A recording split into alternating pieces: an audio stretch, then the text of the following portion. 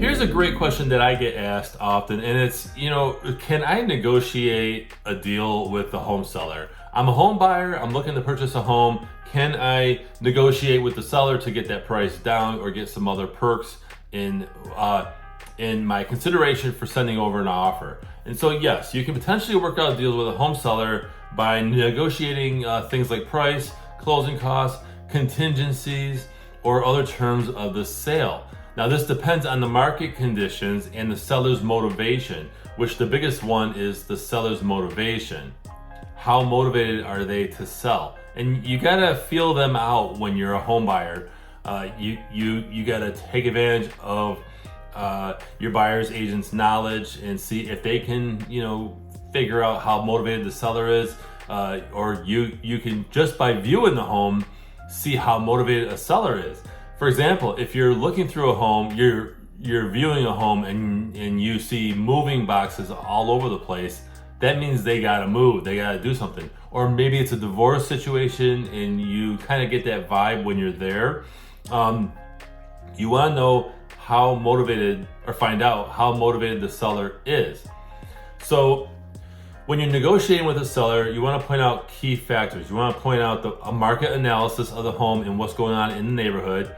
You want to figure out the seller's motivation, like I mentioned, and then some negotiation strategies. Right, when you're actually negotiating with the seller back and forth, whether it's you and the seller or your buyer's agent and the other agent, the seller's agent.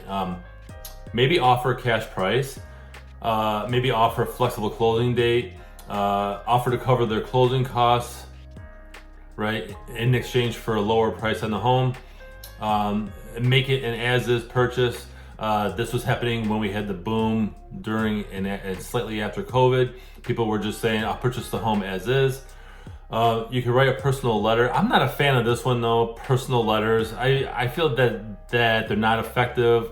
Yeah, they may pull the heartstrings of some sellers, but I just think it's actually borderline unethical, in my opinion.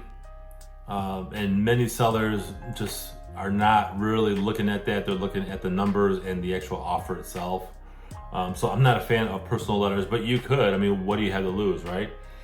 And then some other important factors to remember, work with a great real estate agent. Work with somebody who's a licensed realtor and is a member of the National Association of Realtors, not just a regular real estate agent. Be realistic. Don't expect to drastically undervalue a property. Don't lowball. Don't offend the seller in any way, shape, or form. Don't do that.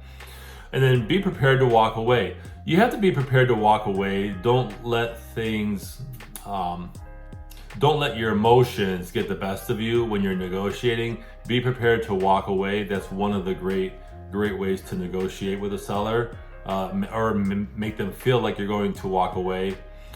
So these are just some things that you can do to negotiate with a seller, to actually work out a potential deal, a better deal with a seller. Again, seller motivation it's on top of the list of what you should figure out and then go from there. I hope you found value in this episode. If you did, hit like. Go ahead and share your thoughts in the comments below and follow me on social media where you are watching this. Otherwise, I'm Jason Gelios, Michigan Realtor, and I appreciate you watching.